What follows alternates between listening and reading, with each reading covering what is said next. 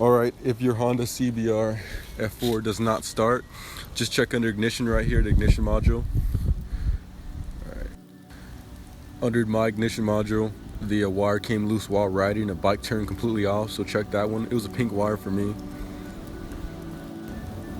And if that is not the case, then check your zener diodes. That could also be a problem. I already ordered some just to replace on the old one right here. And that's how the bike sounds now. I have a short exhaust on it, but a little simple fix, guys.